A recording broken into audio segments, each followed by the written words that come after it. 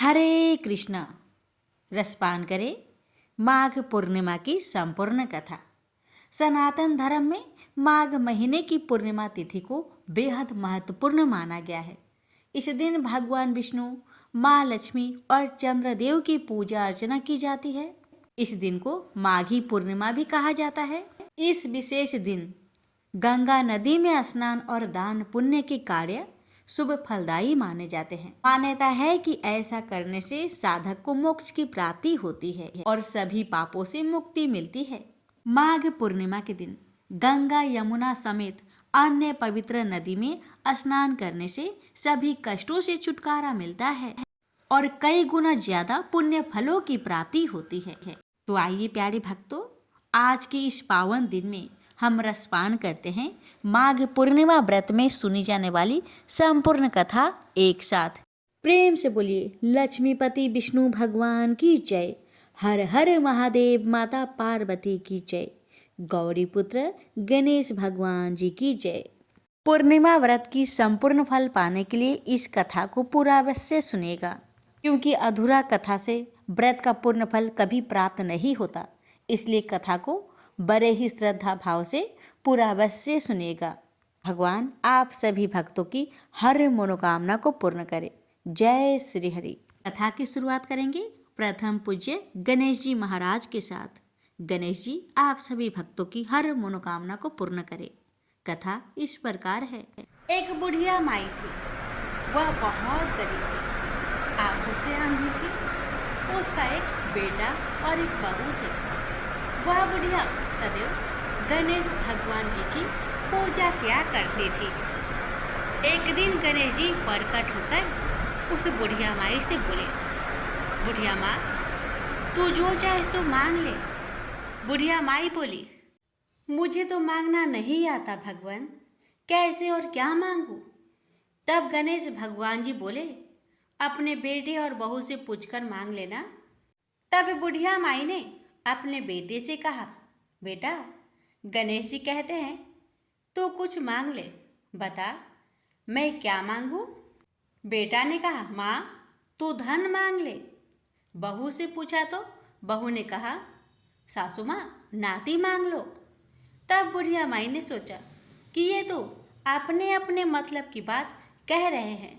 अतः उस बुढ़िया ने पड़ोसन से पूछा तो उन्होंने कहा कि बुढ़िया माई, तू तो थोड़े दिन तक जिएगी, क्यों तू धन मांगे और क्या नाती मांगे। तू तो अपनी आंखों की रोशनी मांग ले, जिससे तेरी जिंदगी आराम से कट जाए। अब बुढ़िया माई काफी सोच विचार के बाद भगवान से बोली, भगवान यदि आप मुझसे प्रसन्न हैं तो मुझे 9 करोड़ की माया दे, निरोगी काया दे, अमर सुहाग दे, आंखों की रोशनी दे, नाती दे, पोता दे और सब परिवार को सुख दे, अंत में मोक्ष दे। यह सुनकर तब गणेश जी बोले, बुढ़िया माँ, तूने तो हमें ठग दिया। फिर भी जो तूने मांगा है वचन के अनुसार सब तुझे मिलेगा। और यह कहकर गणेश जी अंतर्ध्यान हो गए। उधर बुढ़िया माँ ने जो कुछ मांगा वह सब कुछ मिल गया। हे गणेश जी महाराज, जैसे आपने उस बुढ़िया माँ को सब कुछ दिया, वैसे ही आपकी कहानी कहने वाले, सुनने वाले, हुक्कार भरने वाले सभी भक्तों को देना। प्रथमो अध्याय। एक समय श्री मुनियों के सत्संग में श्री त्रिलोकीनाथ की महिमा का वर्णन कर बताने लगे। तब मुनियों ने उनसे कहा, हे नारद जी, त्रिलोकीनाथ कौन है? सो आप कृपा कर वृत्तांत को विस्तार पूर्वक कहकर बताइए, ताकि हम लोगों के मन का संदेह दूर हो। मुनियों के ऐसे प्रश्न करने पर श्री नारद जी बोले, हे मुनिगण, आपने यह प्रश्न संसार के हितार्थ किया है, तो मैं भी वैसा ही वृत्तांत आप लोगों के सम्मुख कह सुनाऊंगा, ताकि संसार की भलाई हो और जीव पाप कर्मों से निस्तार पावे। इतना कहकर श्री नारद बोले, एक समय भारद्वाज का पुत्र सुकेश, शिव का पुत्र सत्यकाम, गर्ग गोत्री शौर्यानी सूर्य का पोता, अश्वलायन का पुत्र कौशल्य, भृगु का पुत्र विदर्भ देशवासी केतु का पोता कुबंधी। ये ईश्वर परायण ब्रह्म विश्वासी भक्तजन पर ब्रह्मा को जानने के हेतु हाथों में समिधाए लिए ऋषि पिपलाद के समीप गए, यह सोचकर कि निश्चय यह मुनि वह सब बता देंगे जो हम जानना चाहते हैं। ये लोग जब वहाँ पहुँचे तो ऋषि पिपलाद इनसे बोले, आप लोग जो श्रद्धा सहित मेरे पास जानने के निमित्त आए हैं कि संसार में सबसे बड़ा देव कौन है, सो मैं आपको विस्तार पूर्वक कहकर बतलाता हूँ। इतना कहकर ऋषि पिपलाद उन ऋषियों से बोले, एक कल्प का वृत्तांत है कि एक नगर में चारों वर्ण ब्राह्मण, क्षत्रिय, वैश्य और शूद्र रहते थे। उसी नगर में एक मल्लाह भी वास करता था, किंतु मल्लाह अपनी करनी की बदौलत दारुण दुख भोग रहा था। कहा है कि आगे किए सो अब भुगतावे, अब ही करे सो आगे पावे। जाको प्रभु दारुण दुख दिन्हा, ताकि मति पहले हरि लिन्हा। ईश्वर सतः सदा निर्दोष रहते हैं, जो जैसा कर्तव्य करता है उसको वैसा फल देते हैं। उस मल्लाह के पास एक कामधेनु गाय थी, परंतु वह कामधेनु गाय एक पाव से अधिक दूध किसी रोज भी नहीं देती थी।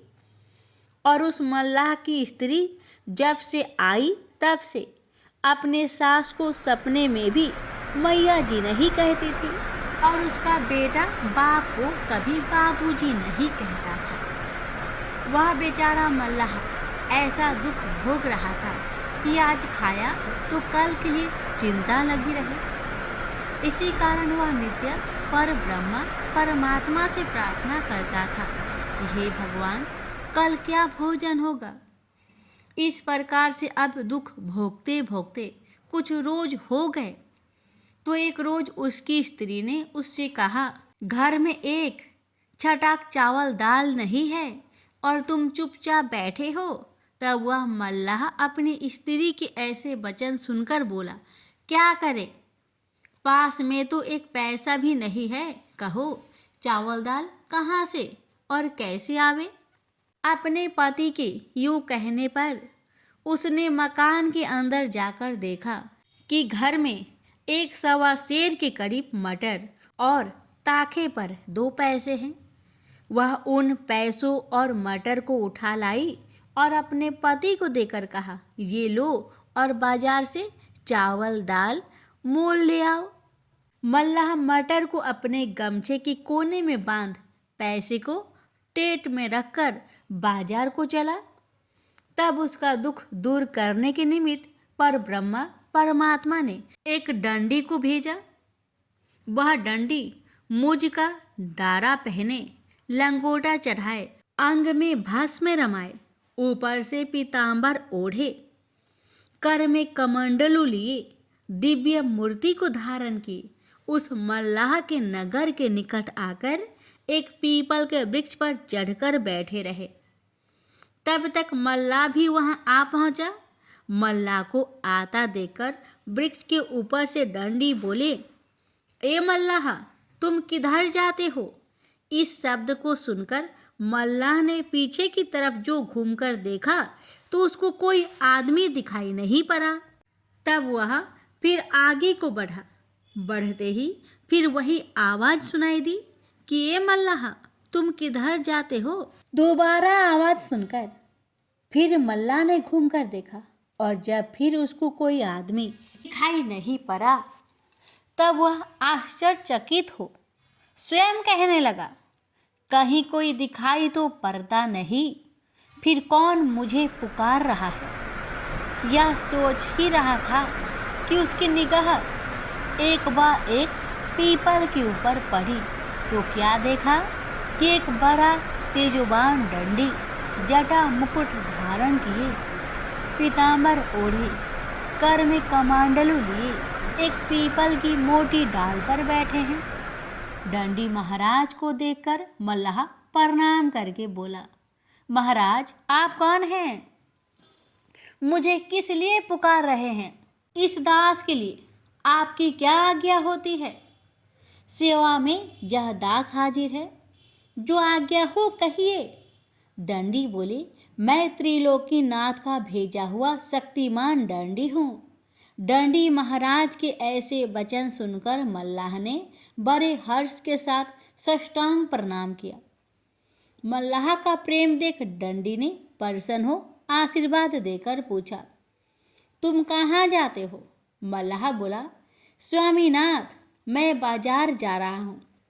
बाजार का नाम सुनकर डंडी ने कहा, बाजार जाते हो तो हमारे वास्ते 1 पैसे का कपूर, 1 पैसे का करुआ तेल, 1 पैसे का पंचमेवा प्रसाद के लिए लेते आना, और वह 3 पैसे पीपल के नीचे पड़े हैं, उठा ले जाओ। मल्लाह ने पीपल के नीचे पड़े हुए 3 पैसे उठा लिए और टेंट में रखकर डंडी से बोला, महाराज तेल किस में ले आऊँगा? डंडी ने कहा, अपने गमछा में बांध कर ले आना। गमछे का नाम सुनकर मल्लाह संकोच कर बोला, गमछा में तेल किस प्रकार आएगा? तब डंडी ने हंसकर कहा, तुम त्रिलोकीनाथ का नाम लेकर गमछे में बांध लेना, इनकी महिमा से चले आएगा। डंडी की वचन मानकर मल्लाह वहां से चला और बाजार में आ पहुंचा तो अपने मन में विचार कर पहले डंडी महाराज के सामान को खरीदने लगा। बनिया की दुकान पर जाकर मल्लाह ने कहा, भाई 1 पैसे का कपूर दो। बनिया ने 1 पैसे का कपूर दे दिया। कपूर को लेकर मल्लाह ने अपने टेंट से पैसे निकालकर बनियों को दिया और तेली की दुकान पर जाकर तेली से कहा, 1 पैसे का कड़वा तेल दो। वह तेली बोला, तेल किस में लोगे? जाकर एक पात्र तो मोल लाओ, तब तेल ले जाना। मल्लाह ने कहा, हमारे पास 3 पैसे से अधिक पैसे नहीं है और मुझे 1-1 पैसे का 3 सौदा खरीदना है। पात्र कहाँ से लाऊं? तू मेरे गमछे में दे दो। तब तेली ने हंसकर कहा, यह कैसा बेवकूफ़ है, कहीं तेल घी गमछा में जाता है? अल्लाह ने कहा, तुम तेल दो तो मेरे त्रिलोकीनाथ की महिमा होगी तो तेल गमछा में ही चला जाएगा।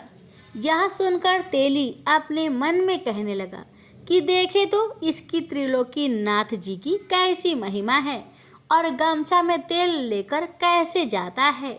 इतना कहकर तेली ने 1 पैसे का तेल नाप कर दे दिया।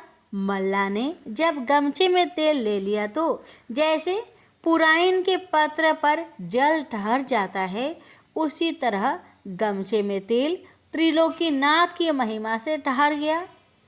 तब तेली देखकर आश्चर्यचकित हो गया। तब मल्लाह पैसे देकर पंचमेवे की दुकान पर जा पहुंचा और तेली वहां सोच संकोच में पड़ा ही रहा। इधर मल्लाह ने पंचमेवे की दुकान पर जाकर कहा, भाई 1 पैसे का पंचमेवा दे दो। मेवा वाले ने 1 पैसे का पंचमेवा दे दिया। मेवा को लेकर कपड़े में बांध टेट से 1 पैसा निकालकर मेवे वाले को मल्लाह ने दिया। तो देखता है कि 3 पैसे मेरे पास मौजूद ही है। तब तो मल्लाह बड़ा आश्चर्यचकित हुआ। फिर अपने मन में कहने लगा कि यह सब वही डंडी महाराज की माया है। अब जान पड़ता है कि ये 3 पैसे कभी कम होने वाले नहीं हैं।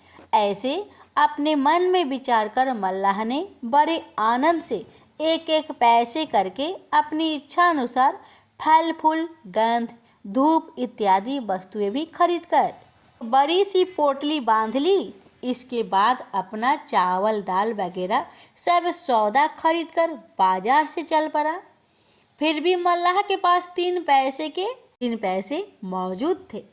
बाजार से सौदा लेकर मल्लाह उसी पीपल के पास आ पहुंचा जहां की वह डंडी बैठे थे।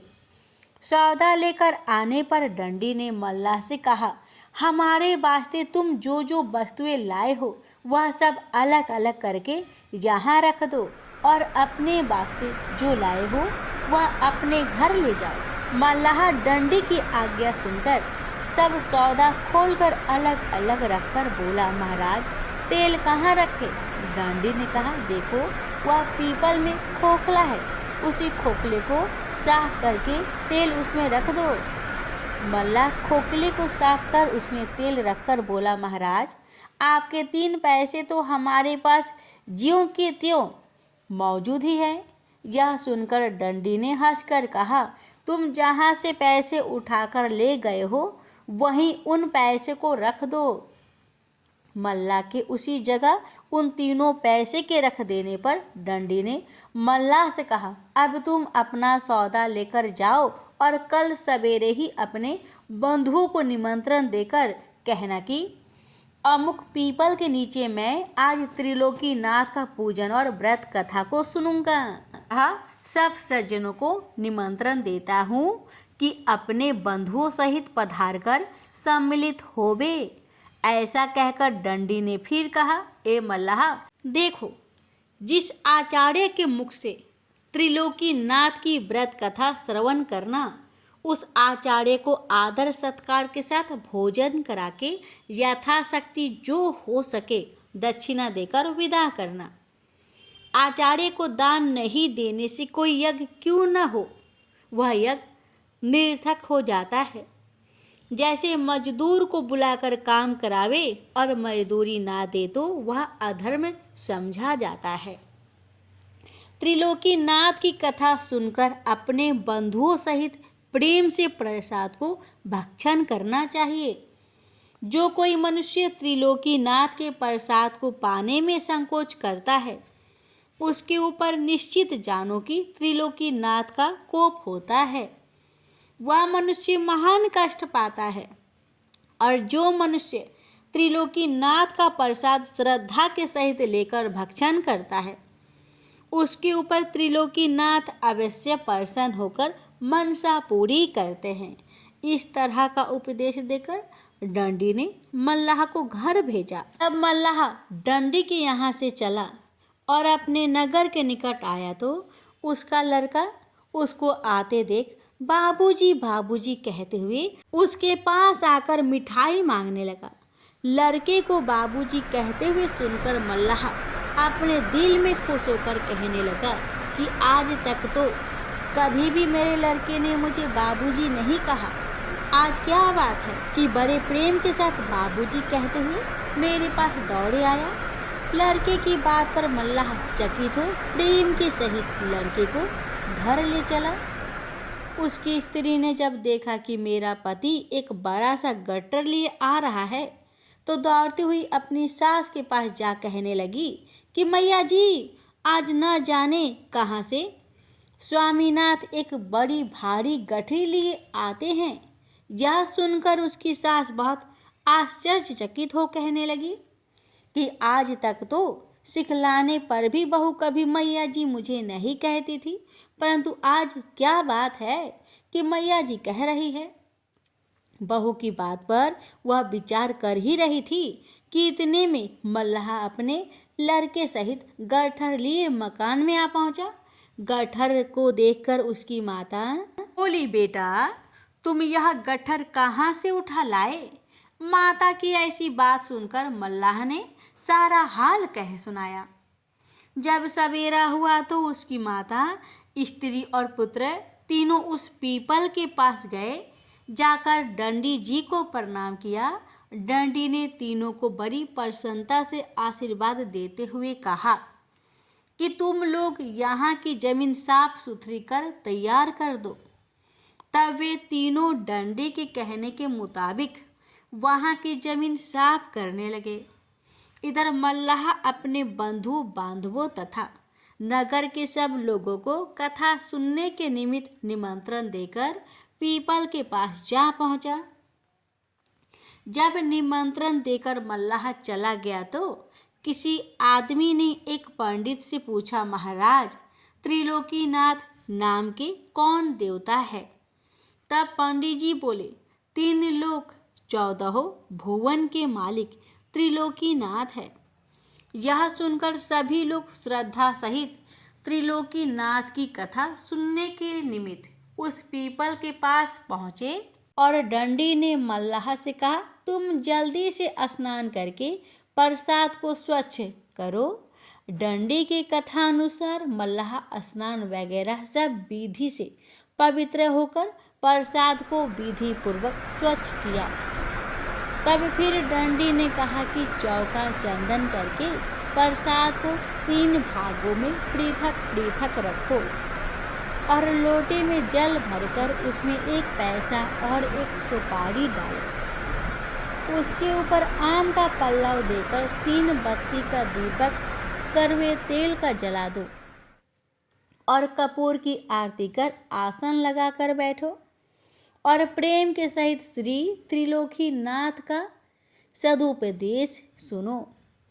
दंडी महाराज की बात सुनकर मल्लाह बोला, स्वामीनाथ, हमारे पास सुपारी, पैसा, तेल और कपूर कुछ भी नहीं है। यह सब विधि कैसे करे?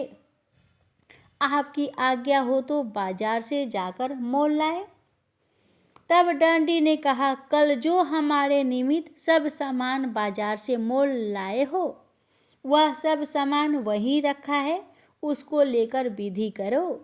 और जो तुम्हारे पास सुपारी नहीं है तो 3 पैसे बाजार से लौटाकर लाए हो, वे पैसे भी पड़े हैं। उनमें से पैसे लेकर 1 पैसा सुपारी के बदले और 1 पैसा कलश में पड़ना चाहिए, अतः 2 पैसे कलश में छोड़ दो। तब उस मल्लाह ने डंडी महाराज की आज्ञानुसार वैसा ही किया एवं संपूर्ण विधि हो जाने पर डंडी ने कहा, ए मल्लाह, जो मनुष्य अपने बंधु बांधव आदि को बुलाकर श्रद्धा के सहित श्री त्रिलोकीनाथ का सदुपदेश सुनता है, वह अपने कुल परिवार सहित पाप कर्मों से छुटकारा पाकर मुक्त हो जाता है। इतना कहकर डंडी महाराज त्रिलोकीनाथ का सदुपदेश श्रवण करने लगा। डंडी महाराज बोले, हे मल्लाह, 3 लोक, 14 भुवन, 7 खंड, 9 द्वीप से सबसे बड़े देव त्रिलोकीनाथ है। जैसे महर्षि कहे गए हैं कि सुरपुर, नरपुर, नागपुर तीनों पुर में आया है। भजन करो भाई आधरा, क्यों तुम धर्म में भुलाया है। अंडज, पिंडज, स्वदज, उभिदज, जंगम, अस्थावर आदि सब जीवों में जिसकी सत्ता समा रही है, उसी प्रभु का नाम त्रिलोकीनाथ है, सत्यनारायण स्वामी है, जो सारे संसार के पालन पोषण करता और हरता है। इन्होंने अपनी इच्छा के अनुसार सारे संसार को रचा है और वह पर ब्रह्मा परमात्मा अजर अमर अनादि और अनजन्मा है। उनका कभी नाश नहीं होता और ना वे जन्म ही लेते हैं। वह जैसे सर्वशक्तिमान है, वैसे ही उनके गुण तथा कर्म स्वभाव है। उनके नाम भी अनंत है। जब संसार में घोर पाप होने लगते हैं, तब वे भूमि का भार और दुख हरने के निमित्त अपनी प्रचंड शक्ति को देकर एक पुरुष भेज देते हैं। वही पुरुष संसार में आकर पापियों को मारकर भक्तों का उद्धार करते हैं। इतना कहकर फिर डंडी जी बोले कि जो पुरुष अपने माता पिता, गुरु और आचार्य का तथा जो स्त्री अपने सास ससुर और पति का अनादर करती है एवं जो मनुष्य जीवों पर दया नहीं करता, मांस मछली मदिरा भक्षण करता है, उनको निश्चय जानो कि त्रिलोकीनाथ दंड देते हैं। वह स्त्री पुरुष दुखी होकर संसार में कष्ट पाकर मारे मारे फिरते हैं और उनका अनादर के सिवा आदर कहीं भी नहीं होता। देखो त्रिलोकीनाथ की कैसी महिमा है। इस प्रकार से सदुपदेश देते हुए डंडी बोले, जब त्रिलोकीनाथ ने सारे जगत को रचकर 84 लाख योनियों को उत्पन्न किया, तो सब जीव उनकी प्रजा तथा संतति है। त्रिलोकीनाथ की पूजा तथा कथा कहने सुनने का अधिकार सभी के लिए बराबर है, खासकर किसी एक व्यक्ति के लिए नहीं। जो सारे जगत को खिलाता है वह खाने के लिए किसी दूसरे के आश्रय पर नहीं बैठा रहता। वह खाता भी है और नहीं भी खाता है। खाने का अर्थ यह है कि जब वह सर्व जीवों में वास करता है तो जीव खाता है, वह उसको प्राप्त हो जाता है। जैसे कहा भी है कि ईश्वर अंश जीव अविनाशी, चेतन अमल सहज सुख राशि। बिनु पग चले सुने बिनु काना, कर बिनु कर्म करे विधि नाना। आनन रहित सकल रस भोगी, बिनु बानी बक्ता बर जोगी। वह सर्वशक्तिमान परमात्मा सब जीवों में वास करने वाले हैं और उसके पाँव नहीं हैं किंतु चलता है, कान नहीं है परंतु सुनता है, हाथ नहीं है पर सब कर्मों को करता है, जीभ नहीं है किंतु सब रसों का स्वाद लेता है, मुख नहीं है किंतु बहुत बोलने वाला है, अर्थात उनका रूप नहीं है, वे निराकार है। इससे मालूम होता है कि परमात्मा निराकार रहते हुए भी आपके सब कर्मों को जानते हैं और परमात्मा के लिए प्रसाद पूजा पर नहीं रखा जाता, किंतु प्रसाद रखने का नियम इसलिए हुआ कि प्रसाद के लालच से लड़के से लेकर वृद्ध तक सब लोग आकर परमात्मा के सदुपदेशों को सुनेंगे और प्रसाद पाकर प्रेम के सहित श्री त्रिलोकीनाथ का नाम लेते हुए घर जाएंगे और पाप कर्मों से बचकर त्रिलोकीनाथ की भक्ति में मन लगाएंगे। उपदेश के साथ दृष्टांत इसलिए देकर बतलाया है कि लोग जाने कि त्रिलोकीनाथ ने किसको कैसे दंड और फल दिए हैं। दृष्टांत को सुनकर कोई भी प्राणी पाप कर्मों की तरह कभी नहीं जाएंगे और कर्मों का फल समझकर श्री त्रिलोकीनाथ की भक्ति में सदा लवलीन रहेंगे। इतना कहकर दंडी ने मल्लाह से कहा, अब विधि पूर्वक हवन करके आरती और प्रसाद सभी लोगों में बांट दो। हरि इच्छा उसी समय में एक ब्राह्मण वहां जा पहुंचा। उस ब्राह्मण को देखकर लोग ने बड़े आदर के साथ कहा, पंडित जी बैठ जाइए, त्रिलोकीनाथ का प्रसाद लेकर जाइए। ब्राह्मण बोला, पूजा को कौन वर्ग कर रहा है? लोग ने कहा, मल्लाह।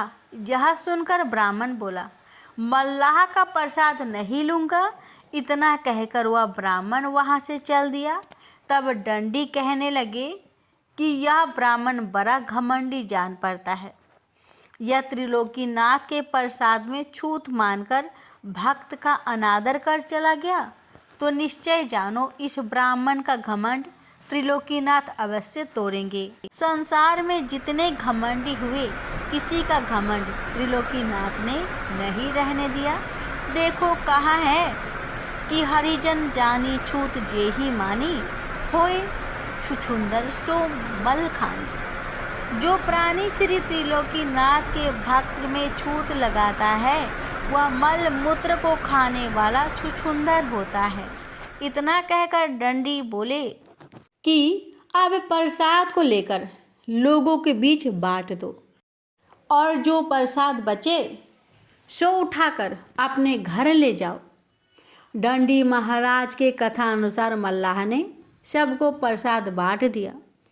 प्रसाद पाकर सब लोग बड़े आनंद के साथ त्रिलोकीनाथ की जय मनाते हुए घर गए और जो प्रसाद बच गया था सो मल्लाह लेकर अपनी माता, स्त्री और पुत्र के सहित त्रिलोकीनाथ का जय जयकार करते हुए अपने घर गया। उस दिन से त्रिलोकीनाथ की ऐसी कृपा हुई कि उस मल्लाह के घर से दरिद्रता भाग गई और घर में लक्ष्मी का वास हुआ। जो कामधेनु गाय उसको एक पाव से अधिक दूध किसी रोज नहीं देती थी, वही कामधेनु गाय 5 सेर दूध रोज देने लगी। उसी दिन से उस मल्लाह का दिनों दिन धन बढ़ने लगा। नारद जी बोले, हे मुनिगण, जब उस ब्राह्मण ने त्रिलोकीनाथ के प्रसाद को छूत मानकर नहीं लिया और घर गया तो रोगों से पीड़ित होकर महा कष्ट पाने लगा। एक रोज ब्राह्मण के पुत्र की अचानक मृत्यु हो गई तो वह ब्राह्मण छाती पीट पीट कर रोने लगा और रोते रोते अज्ञान होकर सो गया। तब उस ब्राह्मण के हृदय में त्रिलोकीनाथ ने घोषित किया कि हे ब्राह्मण, तू बड़ा घमंडी है। उस दिन मेरे प्रसाद में छूत लगाकर मेरे भक्त का अनादर कर चला आया, यह उसी का दंड मिल रहा है। तू आज से अपने मन में यह प्रण कर ले कि त्रिलोकीनाथ की पूजा करके व्रत कथा को सुनूंगा और भगवान के प्रसाद में छूत कभी नहीं मानूंगा। तेरा कल्याण होगा और बेटा जीवित हो जाएगा, नहीं तो तू समझ ले कि तेरा सर्वनाश हो जाएगा।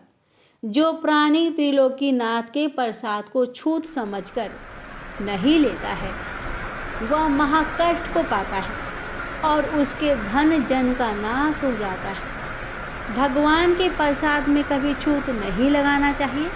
प्रसाद को श्रद्धा के सहित ले लेना चाहिए। पीछे पान करे अथवा किसी दूसरे व्यक्ति को दे दे। प्रसाद में जो छूत मानता है उसके ऊपर त्रिलोकीनाथ का बड़ा भारी कोप होता है। जब इस तरह की घोषणा उस ब्राह्मण के हृदय में हुई तो वह ब्राह्मण चौंक कर उठ बैठा और उस मल्लाह का प्रसाद न लेने की उसे याद हुई तो वह अपने मन में कहने लगा कि मैंने उस दिन मल्लाह समझकर त्रिलोकीनाथ का प्रसाद नहीं लिया था, उसका दंड मुझको अब मिल रहा है। यह समझकर भयभीत होकर त्रिलोकीनाथ की पूजा कथा सुनने का प्रण करके आराधना की तो उसका पुत्र जिंदा हो गया। पुत्र को जिंदा पाकर वह बहुत खुश हुआ और सवेरे ही उठकर त्रिलोकीनाथ की पूजा और कथा की तैयारी कर मन में विचार किया कि पूजा की विधि तो मुझे मालूम नहीं है, मैं पूजा कैसे करूँगा। यह विचार कर वह ब्राह्मण घर से चला तो पीपल के पास गया जहाँ की मल्लाह ने पूजा की थी। वहाँ जाकर ब्राह्मण ने देखा कि पीपल के ऊपर डंडी बैठे हैं। डंडी को देखते ही उसने प्रणाम किया। डंडी ने पूछा, कहो ब्राह्मण, कैसे आए हो। ब्राह्मण बोला, महाराज, मुझे त्रिलोकीनाथ का पूजन करना है और कथा सुननी है, लेकिन उसकी विधि मुझे मालूम नहीं है, आप कृपा कर मुझे बता दीजिए। डंडी बोले, उसी मल्लाह के पास तुम जाओ, वह सब विधि तुमको बता देगा। ब्राह्मण ने कहा, महाराज, वह मल्लाह कहाँ रहता है, मुझे मालूम नहीं है। डंडी ने कहा कि वह इसी नगर में रहता है। डंडी के कहने पर ब्राह्मण उस नगर में गया और लोगों से पूछकर मल्लाह के पास जाकर कहा, हे भाई, मुझे त्रिलोकीनाथ की पूजा करनी है, सो उसकी विधि क्या है बतला दो। यह सुनकर उस मल्लाह ने पूजा की सारी विधि बतला दी।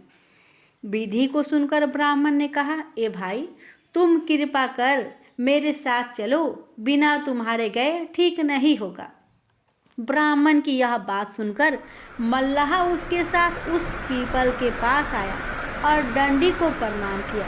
तब डंडी ने पूछा, कहो मल्लाह, किस लिए आए हो। मल्लाह ने कहा, महाराज, इनको त्रिलोकीनाथ की पूजा करनी है, सो पूजा की विधि बतलाने के वास्ते मुझे बुला लाए हैं। डंडी ने कहा, अच्छा, जाओ और सब विधि करा दो। डंडी महाराज की आज्ञा पाकर मल्लाह उस ब्राह्मण के साथ गया और पूजा का सब सामान खरीदवा दिया। तब ब्राह्मण ने त्रिलोकीनाथ के कोप का सारा हाल अपने भाई बंधुओं को कहा और सबको निमंत्रण देकर बुलाया। त्रिलोकीनाथ की कथा सुनने के लिए सब लोग श्रद्धा सहित अपने बंधुओं को साथ आए। इधर मल्लाह ने पूजा की संपूर्ण विधि जब ब्राह्मण को बतला दी तो ब्राह्मण विधि पूर्वक पूजा करके आचार्य के मुख से कथा को श्रवण करने लगा। कथा समाप्त हो जाने पर कपूर की आरती की और सबके बीच प्रसाद बांटा। प्रसाद पाकर लोग त्रिलोकीनाथ का जय जयकार करते हुए अपने अपने घर गए। तब ब्राह्मण ने आचार्य को आदर सत्कार के सहित भोजन कराकर यथाशक्ति दान देकर विदा किया। उसके बाद मल्लाह को भी बड़ी श्रद्धा के सहित प्रसाद देकर विदा किया। उसी दिन से त्रिलोकीनाथ की महिमा संसार में प्रचलित हुई और घर घर में पूजा कथा होने लगी और त्रिलोकीनाथ सबको मनोवांछित फल देने लगे। जो प्राणी श्रद्धा के सहित त्रिलोकीनाथ की पूजा करता है उनकी मनसा त्रिलोकीनाथ अवश्य पूरी करते हैं। इस तरह से त्रिलोकीनाथ की अद्भुत महिमा विस्तार पूर्वक नारद जी ने मुनियों से कह सुनाई। यह कथा सुनकर मुनिगण बड़े प्रसन्न हुए और अपने अपने धाम को चले गए। फिर नारद जी ब्रह्मलोक को चले गए। प्रेम से बोलिए त्रिलोकीनाथ भगवान की जय। त्रिलोकीनाथ भगवान जी की कृपा पाने के लिए इस वीडियो को शेयर अवश्य कीजिएगा। भगवान आप सभी भक्तों की, हमारी सभी की मनोकामना को पूर्ण करे। जय हो त्रिलोकीनाथ भगवान की जय। पूर्णमासी की व्रत कथा। द्वापर युग में एक समय की बात है कि यशोदा जी ने कृष्ण से कहा, हे कृष्ण, तुम सारे संसार के उत्पन्न करता, पोषक तथा उसके संहार करता हो।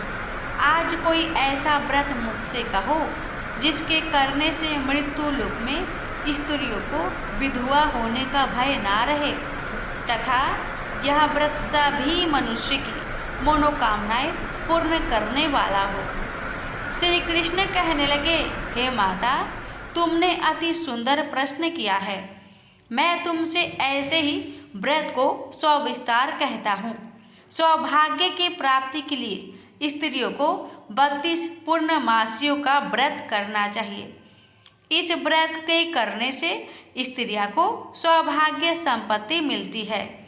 यह व्रत अचल सौभाग्य देने वाला एवं भगवान शिव के प्रति मनुष्य मात्र की भक्ति को बढ़ाने वाला है।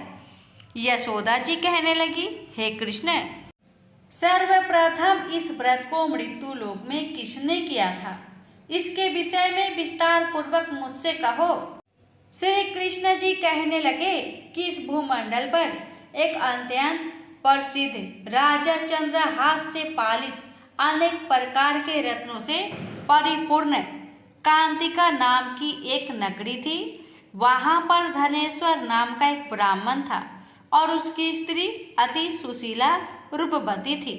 दोनों ही उसी नगरी में बड़े प्रेम के साथ रहते।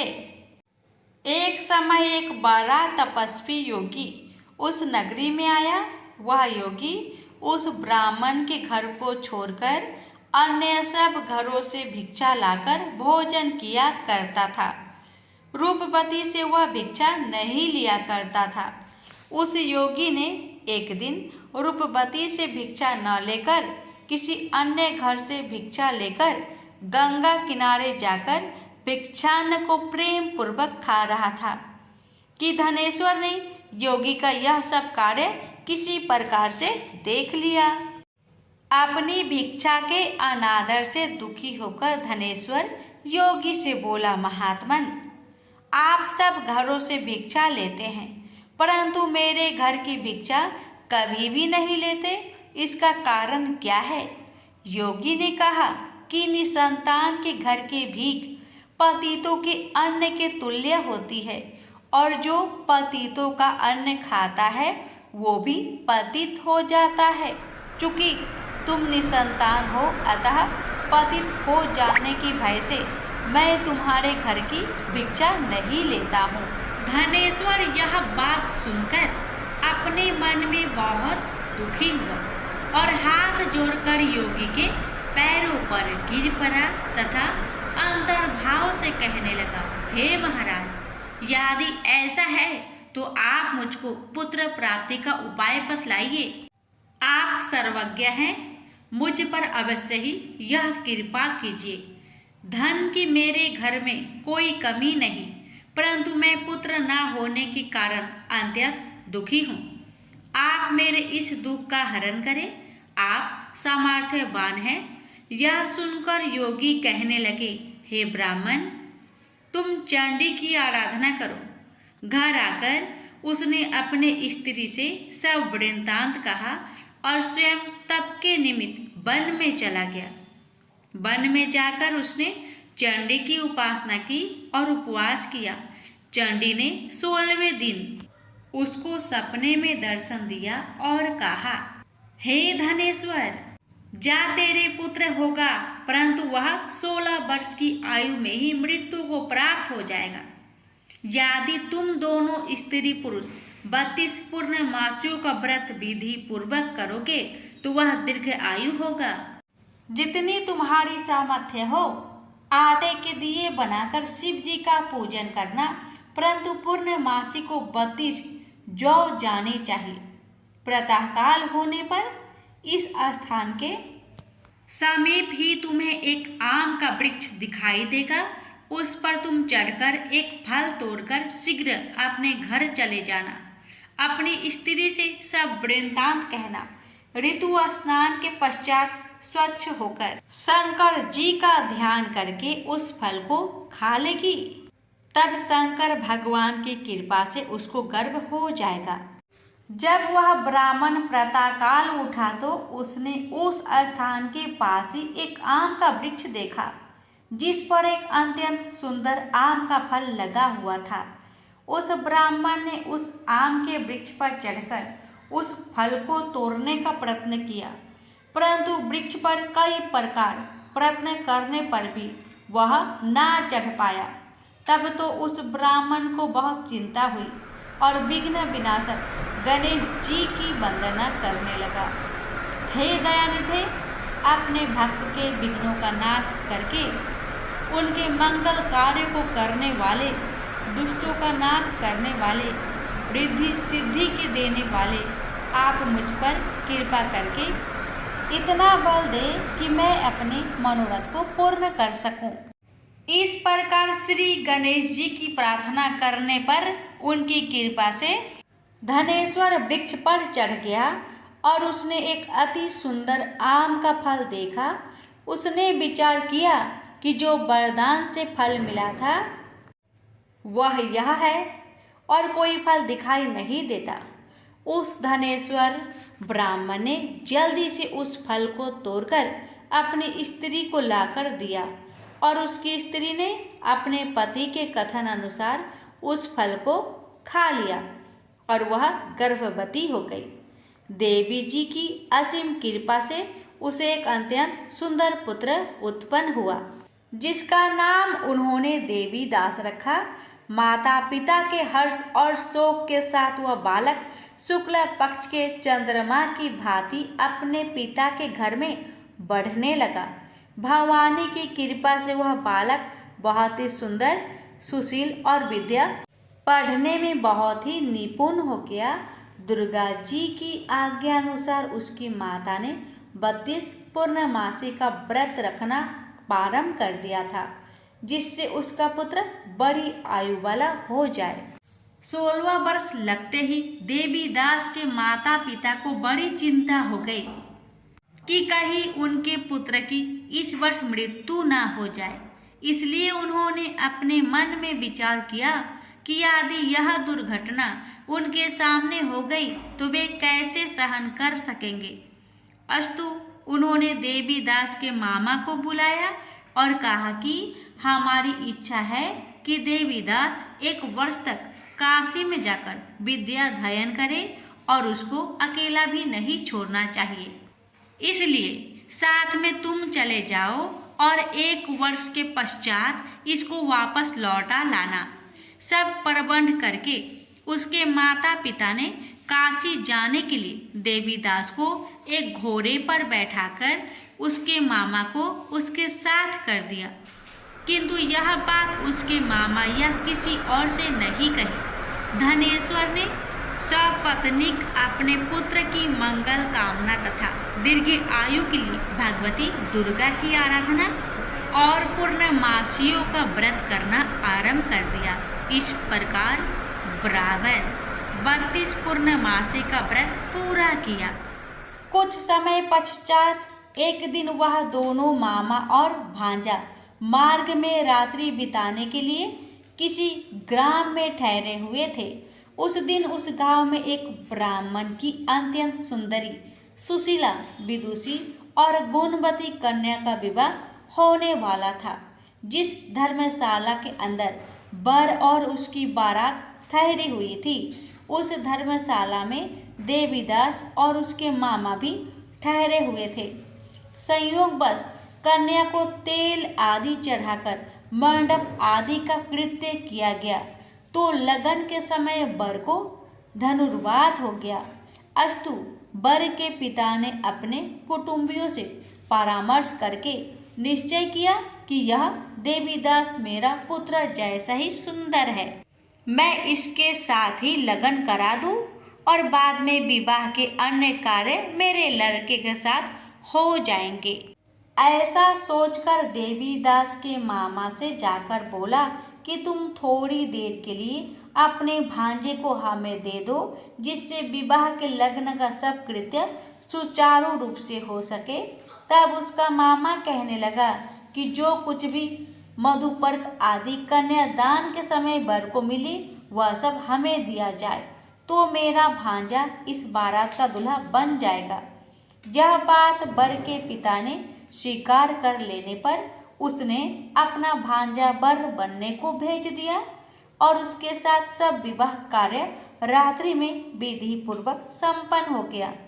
पत्नी के साथ वह भोजन न कर सका और अपने मन में सोचने लगा कि न जाने यह किसी स्त्री होगी। वह एकांत में इसी सोच में गरम निश्वास छोड़ने लगा तथा उसकी आंखों में आंसू भी आ गया।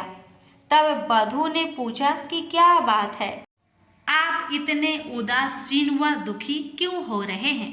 तब उसने सब बातें जो वर के पिता व उसके मामा में हुई थी उसको बतला दी। तब कन्या कहने लगी कि यह ब्रह्म विवाह के विपरीत हो कैसे सकता है?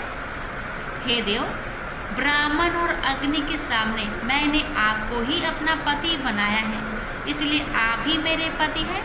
मैं आपकी ही पत्नी रहूंगी, किसी अन्य की कदापि नहीं। तब देवीदास ने कहा, ऐसा मत करिए, क्योंकि मेरी आयु बहुत थोड़ी है। मेरे पश्चात आपकी क्या गति होगी, इन बातों को अच्छी तरह विचार लो। परंतु वह दृढ़ विचार वाली थी, बोली कि जो आपकी गति होगी वही मेरी गति होगी। हे स्वामी, आप उठिए और भोजन करिए, आप निश्चय ही भूखे होंगे। इसके बाद देवीदास और उसकी पत्नी दोनों ने भोजन किया तथा शेष रात्रि वे सोते रहे।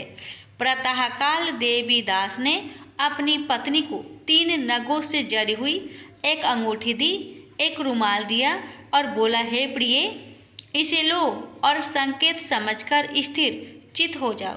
मेरा मरण और जीवन जानने के लिए एक पुष्प वाटिका बना लो, उसमें सुगंधी वाली एक नौ मल्लिका लगा लो, उसको प्रतिदिन जल से सींचा करो और आनंद के साथ खेलो कूदो तथा उत्सव मनाओ। जिस समय और जिस दिन मेरा प्रांत होगा ये फूल सूख जाएंगे और जब ये फिर हरे हो जाए तो जान लेना कि मैं जीवित हूँ। यह बात निश्चय करके समझ लेना, इसमें कोई संचय नहीं है। यह समझाकर वह चला गया। प्रातःकाल होते ही वहां पर गाजे बाजे बजने लगे और जिस समय विवाह के कार्य समाप्त करने के लिए वर तथा सब बाराती मंडप में आए तो कन्या ने वर को भली प्रकार से देखकर अपने पिता से कहा, यह मेरा पति नहीं है, मेरा पति वही है जिसके साथ रात्रि में मेरा पानी ग्रहण हुआ था।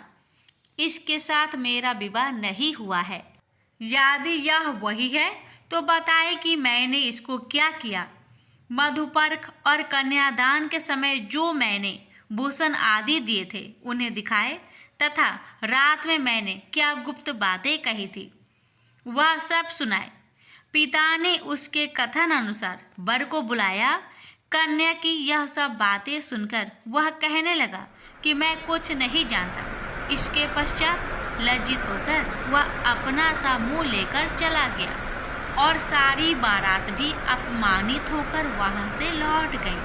भगवान श्री कृष्ण बोले, हे माता, इस प्रकार देवीदास काशी विद्याध्ययन के लिए चला गया। जब कुछ समय बीत गया तो काल से प्रेरित होकर एक सर्प रात्रि के समय उसको डसने के लिए वहां पर आया।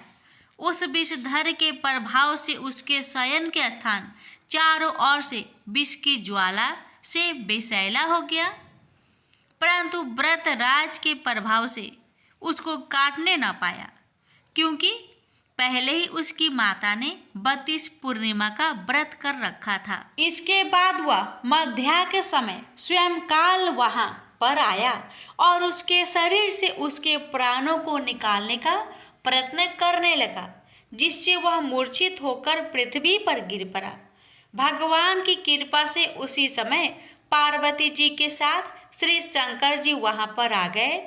उसको मूर्छित दशा में देखकर पार्वती जी ने भगवान शंकर से प्रार्थना की कि हे महाराज, इस बालक की माता ने पहले 32 पूर्णिमा का व्रत किया था, जिसके प्रभाव से हे भगवान आप इसको प्राण दान दे।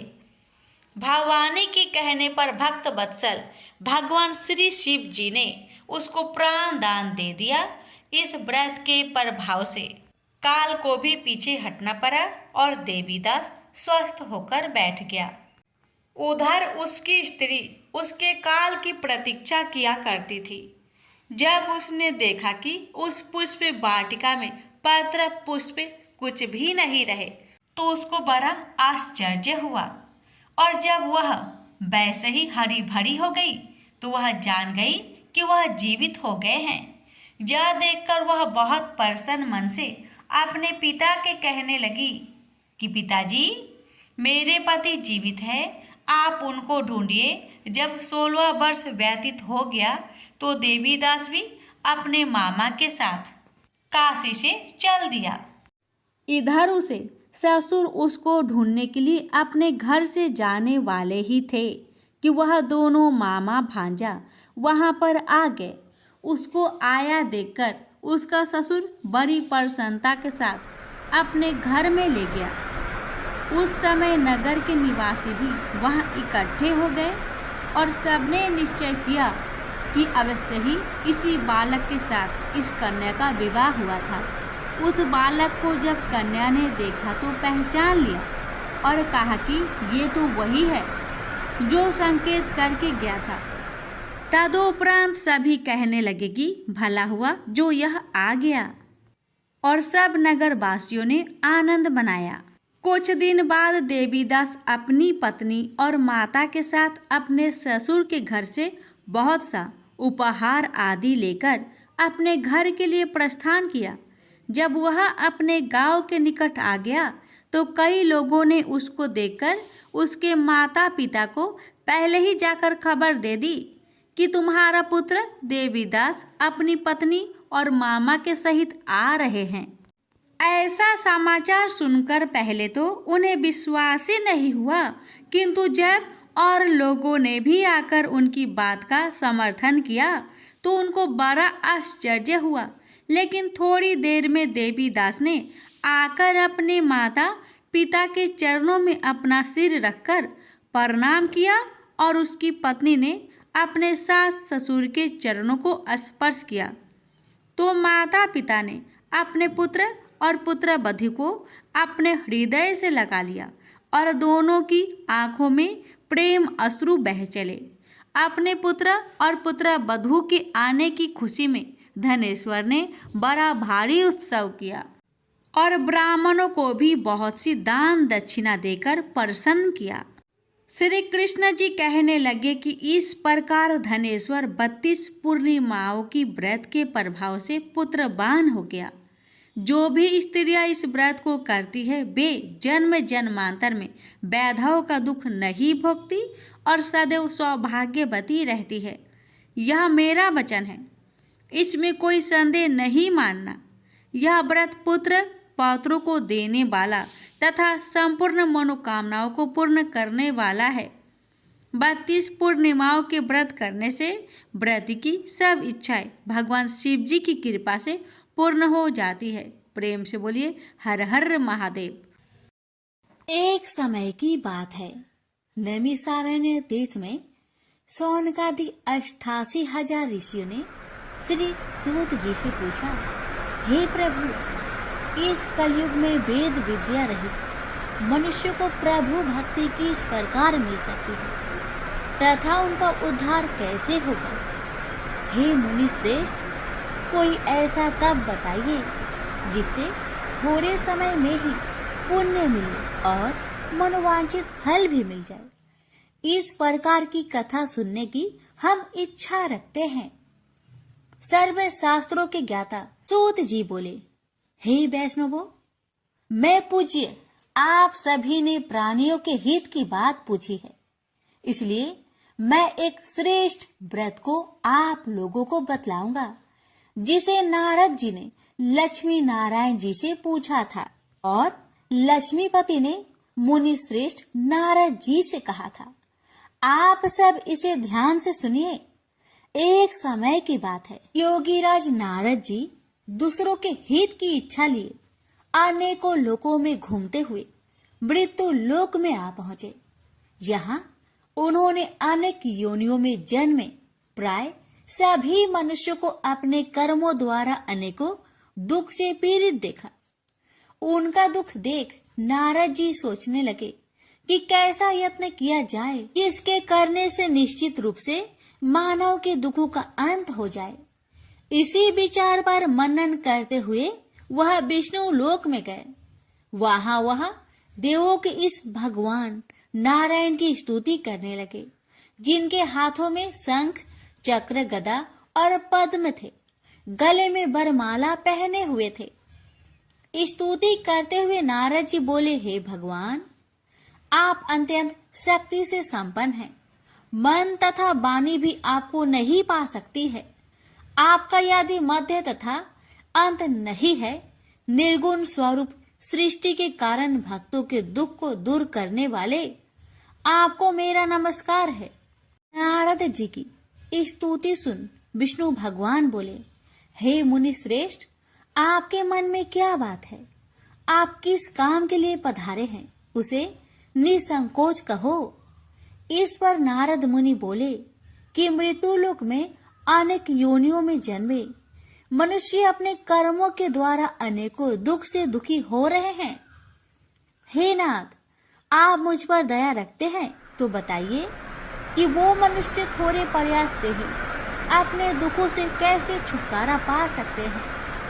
श्री हरि बोले, हे नारद, मनुष्य की भलाई के लिए तुमने बहुत ही अच्छी बात पूछी है। जिसके करने से मनुष्य मोह से छूट जाता है, वह बात मैं कहता हूँ, उसे सुनो। स्वर्ग लोक व मृत्यु लोक दोनों में एक दुर्लभ उत्तम व्रत है जो पुण्य देने वाला है। आज प्रेम वश होकर मैं उसे तुमसे कहता हूँ।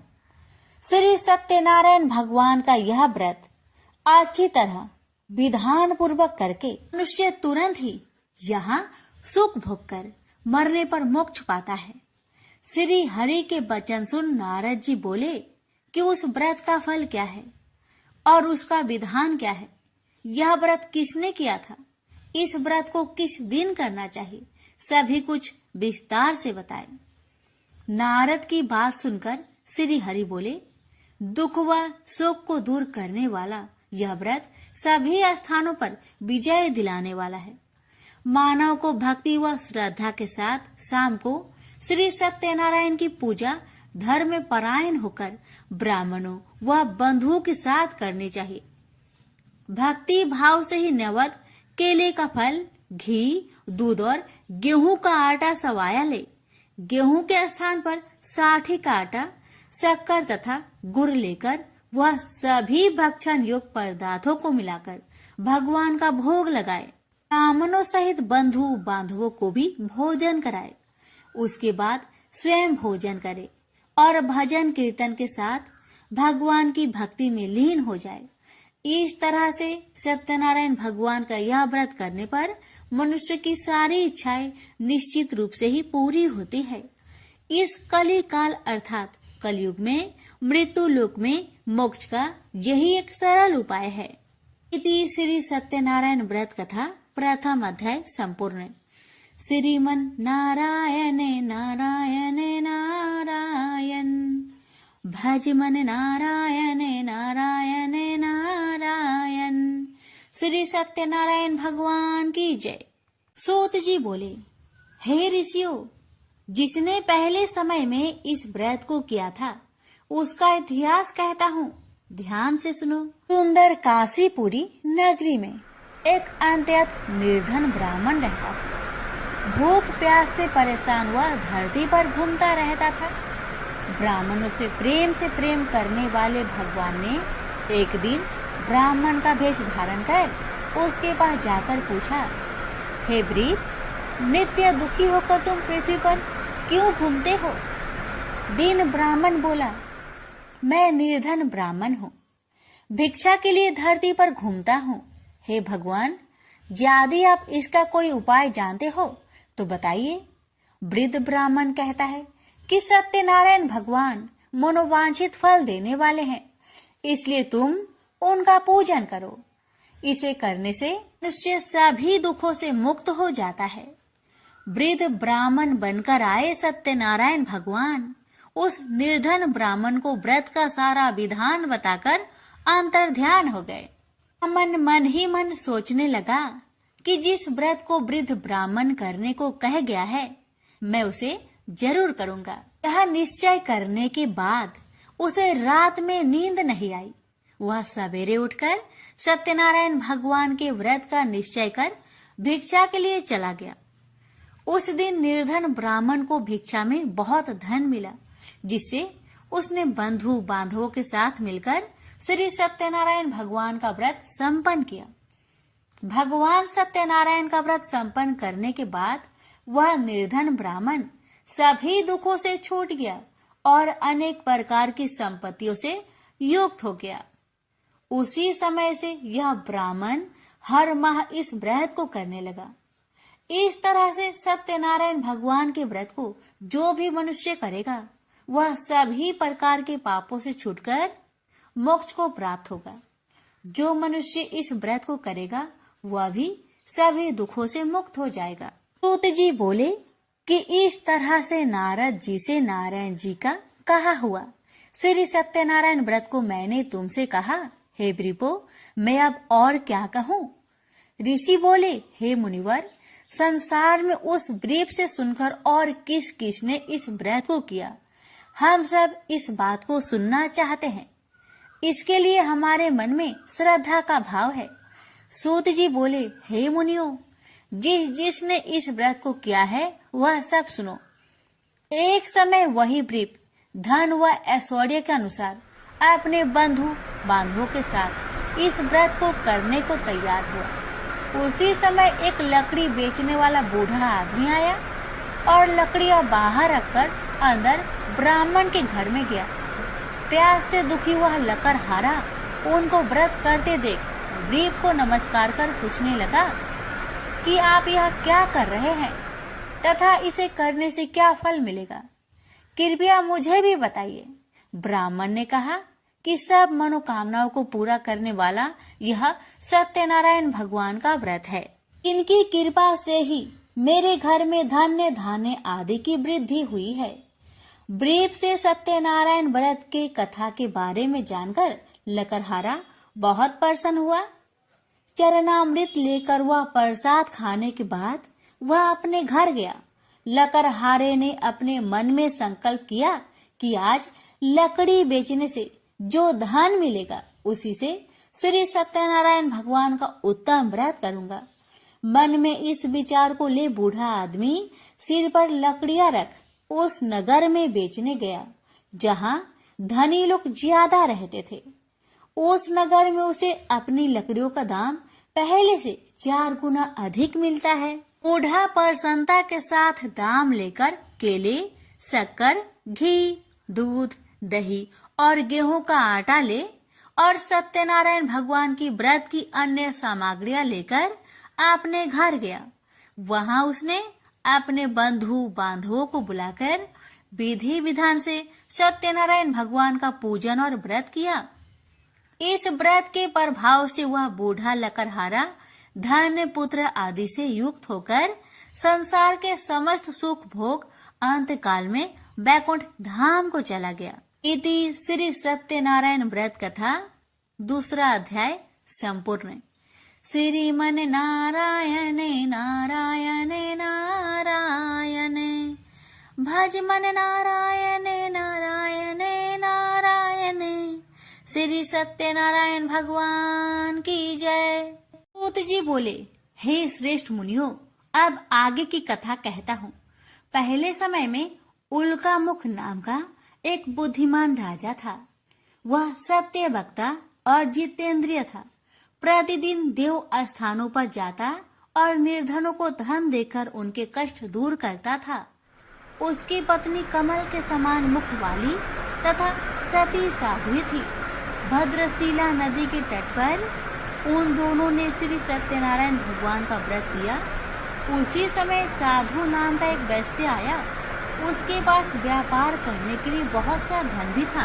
राजा को व्रत करते देखकर वह विनय के साथ पूछने लगा, हे राजन, भक्ति भाव से पूर्ण होकर आप यह क्या कर रहे हैं? मैं सुनने की इच्छा रखता हूँ, तो आप मुझे बताए। राजा बोले, हे साधु, अपने बंधु बांधवों के साथ पुत्र आदि की प्राप्ति के लिए एक महाशक्तिमान श्री सत्यनारायण भगवान का व्रत व पूजन कर रहा हूँ।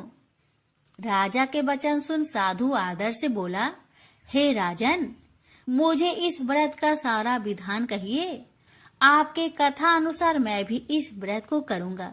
मेरी भी संतान नहीं है और इस व्रत को करने से निश्चित रूप से मुझे संतान की प्राप्ति होगी। राजा से व्रत का सारा विधान सुनकर व्यापार से निवृत्त हो वह अपने घर गया। साधु वैश्य ने अपनी पत्नी को संतान देने वाले इस व्रत का वर्णन कह सुनाया और कहा कि जब मेरी संतान होगी तब मैं इस व्रत को करूंगा। साधु ने इस तरह के वचन अपनी पत्नी लीलावती से कहे। एक दिन लीलावती पति के साथ आनंदित हो सांसारिक धर्म में प्रवृत्त होकर सत्यनारायण भगवान की कृपा से गर्भवती हो गई। 10वें महीने में उसके गर्भ से एक सुंदर कन्या ने जन्म लिया। दिनों दिन वह ऐसे बढ़ने लगी जैसे कि शुक्ला पक्ष का चंद्रमा बढ़ता है। माता पिता ने अपनी कन्या का नाम कलावती रखा। एक दिन लीलावती ने मीठे शब्दों में अपने पति को याद दिलाया कि आपने सत्यनारायण भगवान के जिस व्रत को करने का संकल्प किया था उसे करने का समय आ गया है। आप इस व्रत को करिए। साधु बोला कि हे प्रिय, इस व्रत को मैं उसके विवाह पर करूंगा। इस प्रकार अपनी पत्नी को अवशासन देकर वह नगर को चला गया। कलावती पिता के घर में रह वृद्धि को प्राप्त हो गई। साधु ने एक बार नगर में अपनी कन्या को सखियों के साथ देखा तो तुरंत ही दूत को बुलवाया और कहा कि मेरी कन्या की योग वर देखकर आओ।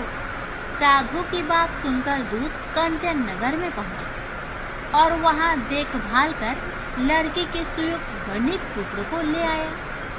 सुयोग लड़के को देख साधु ने बंधु बांधवों को बुलाकर अपनी पुत्री का विवाह कर दिया। लेकिन दुर्भाग्य की बात ये कि साधु ने अभी भी श्री सत्यनारायण भगवान का व्रत नहीं किया।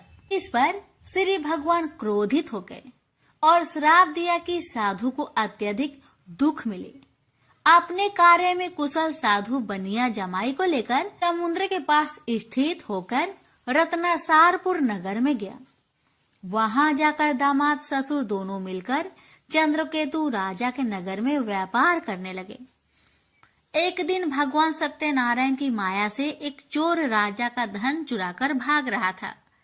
उसने राजा के सिपाहियों को अपना पीछा करते देख चुराया हुआ धन वहां रख दिया जहां साधु अपने जामाई के साथ ठहरा हुआ था। राजा के सिपाहियों ने साधु वैश्य के पास राजा का धन पड़ा देखा तो वह ससुर जमाई दोनों को बांधकर प्रसन्नता से राजा के पास ले गए और कहा कि उन दोनों चोरों को हम पकड़ लाए हैं, आप आगे की कार्यवाही की आज्ञा दे। राजा की आज्ञा से उन दोनों को कठिन कारावास में डाल दिया गया और उनका सारा धन भी उनसे छीन लिया गया। श्री सत्यनारायण भगवान के शराप से साधु की पत्नी भी बहुत दुखी हुई। घर में जो धन रखा था उसे चोर चुरा ले गए। शारीरिक तथा मानसिक पीड़ा व भूख प्यास से अति दुखी हो अन्न की चिंता में कालावती के ब्राह्मण के घर गई। वहां उसने श्री सत्यनारायण भगवान का व्रत होते देखा। फिर कथा भी सुनी। वह प्रसाद ग्रहण कर वह रात को घर वापस आई। माता ने कलावती से पूछा कि हे पुत्री, अब तक तुम कहाँ थी, तेरे मन में क्या है? कलावती ने अपने माता से कहा, हे माता, मैंने एक ब्राह्मण के घर में श्री सत्यनारायण भगवान का व्रत देखा है। कन्या के वचन सुन लीलावती भगवान की पूजन की तैयारी करने लगी। लीलावती ने परिवार व बंधुओं सहित सत्यनारायण भगवान का पूजन किया और उनसे वर मांगा कि मेरे पति तथा जमाई शीघ्र घर आ जाए। साथ ही यह भी प्रार्थना की कि हम सबका अपराध क्षमा करें। श्री सत्यनारायण भगवान इस व्रत से संतुष्ट हो गए और राजा चंद्रकेतु को सपने में दर्शन दे कहा कि हे राजन, तुम उन दोनों वेश्या को छोड़ दो और तुमने उनका जो धन लिया है उसे वापस कर दो। अगर ऐसा नहीं किया तो मैं तुम्हारा धन, राज्य व संतान सभी को नष्ट कर दूंगा। राजा को यह सब कहकर वह अंतर्ध्यान हो गए। अतः काल सभा में राजा ने अपना सपना सुनाया। फिर बोले कि बानिक पुत्र को कैद से मुक्त कर सभा में लाओ। दोनों ने आते ही राजा को प्रणाम किया। राजा मीठी बानी से बोला, हे महानुभावो, भाग्यवश ऐसा कठिन दुख तुम्हें प्राप्त हुआ है, लेकिन अब तुम्हें कोई भय नहीं है। ऐसा कह राजा ने उन दोनों को नए वस्त्र भूषण भी पहनाए और जितना धन उनका लिया था उससे 2 गुना धन वापस कर दिया। दोनों वेश्या अपने घर को चल दिए। श्री सत्यनारायण व्रत कथा का 3रा अध्याय संपूर्ण। श्रीमन नारायण नारायण नारायण, भज मन नारायण नारायण नारायण। श्री सत्यनारायण भगवान की जय। सूत जी बोले, वैश्या ने मंगलाचार कर अपनी यात्रा आरंभ की और अपने नगर की ओर चल दिया। उसके थोड़ी दूर जाने पर एक दंड वेशधारी श्री सत्यनारायण ने उनसे पूछा, हे साधु, तेरी नाव में क्या है? अभिमानी बानिक हंसता हुआ बोला, हे दंडी, आप क्यों पूछते हो? क्या धन लेने की इच्छा है? मेरी नाव में तो बेल व पत्ते भरे हुए हैं। वैश्या के कठोर वचन सुन भगवान बोले, तुम्हारा वचन सत्य हो। दंडी ऐसे वचन कहे वहां से दूर चले गए। कुछ दूर जाकर समुद्र के किनारे बैठ गए। दंडी के जाने के बाद साधु वैश्या ने नित्य क्रिया के पश्चात नाव को ऊंची उठते देखकर अचंभा माना और नाव में बेल पत्ते आदि देख वह मूर्छित हो जमीन पर गिर पड़ा। मूर्छा खोलने पर वह अत्यंत शोक में डूब गया।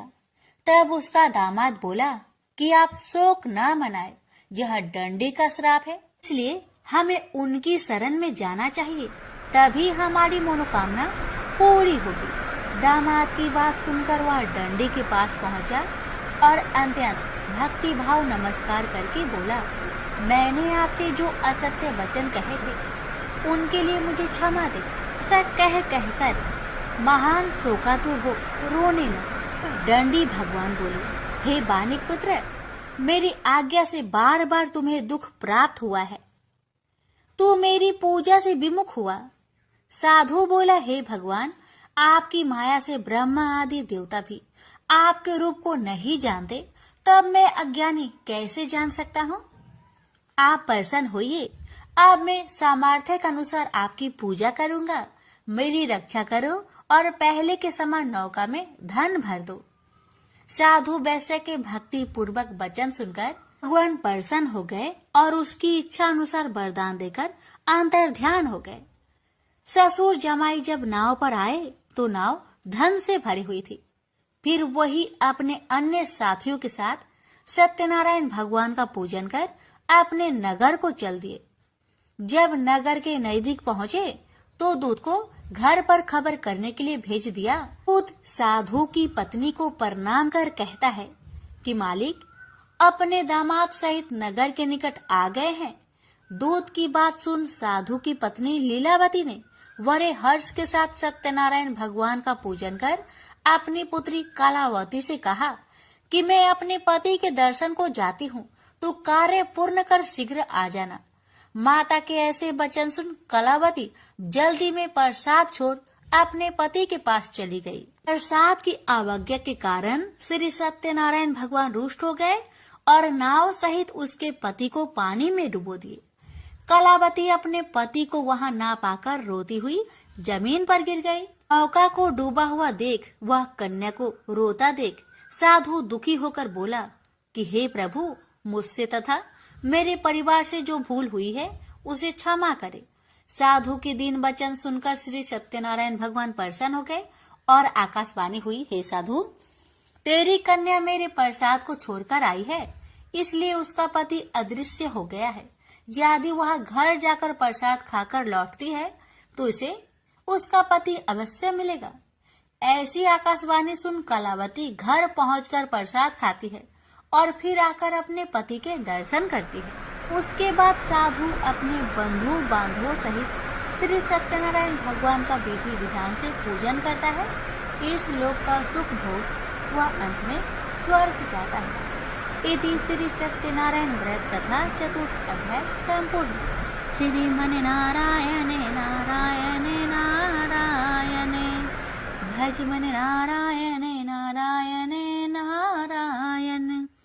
श्री सत्यनारायण भगवान की जय। श्री सूत जी बोले, हे ऋषियों, मैं और भी एक कथा सुनाता हूँ, उसे भी ध्यान पूर्वक सुनो। प्रजा पालन में लीन तुंगध्वज नाम का एक राजा था। उसने भी भगवान का प्रसाद त्याग कर बहुत ही दुख प्राप्त किया। एक बार वन में जाकर वन्य पशुओं को मारकर वह बर के पेड़ के नीचे आया। वहां उसने ग्वालों को भक्ति भाव से अपने बंधुओं सहित सत्यनारायण भगवान का पूजन करते देखा। अभिमान बस राजा ने उन्हें देखकर भी पूजा स्थान में नहीं गया, न ही उसने भगवान को नमस्कार किया। ग्वालों ने राजा को प्रसाद दिया, लेकिन उसने वह प्रसाद नहीं खाया और प्रसाद को वही छोड़कर वह अपने नगर को चला गया। जब वह नगर में पहुंचा तो वहां सब कुछ तहस नहस हुआ पाया, तो वह शीघ्र ही समझ गया कि यह सब भगवान ने ही किया है। वह दोबारा ग्वालों के पास पहुंचा और विधि पूर्वक पूजा कर प्रसाद खाया, तो श्री सत्यनारायण भगवान की कृपा से सब कुछ पहले जैसा हो गया। दीर्घ काल तक सुख भोगने के बाद मरोना उपरांत उसे स्वर्ग लोक की प्राप्ति हुई। तो मनुष्य परम दुर्लभ इस व्रत को करेगा तो भगवान सत्यनारायण की अनुकंपा से उसे धन्य धान्य की प्राप्ति होगी। निर्धन धनी हो जाता है और भय मुक्त हो जीवन जीता है। संतानहीन मनुष्य को संतान सुख मिलता है और सारे मनोरथ पूर्ण होने पर मानव अंत काल में वैकुंठ धाम को जाता है। सूत जी बोले, जिन्होंने पहले इस व्रत को किया है, अब उनके दूसरे जन्म की कथा कहता हूँ। वृद्ध संतानंद ब्राह्मण ने सुदामा का जन्म लेकर मोक्ष की प्राप्ति की। लकरहारे ने अगले जन्म में निषाद बनकर मोक्ष प्राप्त किया। उल्का मुख नाम का राजा दशरथ होकर बैकुंठ को गए। साधु नाम के वैश्य ने मोर ध्वज बनकर अपने पुत्र को आरे से चीरकर मोक्ष पाया। महाराज तुंगध्वज ने स्वयंभू होकर भगवान में भक्ति हो कर्म कर मोक्ष पाया। श्री सत्यनारायण व्रत कथा का 5वां अध्याय संपूर्ण हुआ। श्रीमन नारायण नारायण नारायण भजमन नारायण नारायण नारायण। श्री सत्यनारायण भगवान की जय।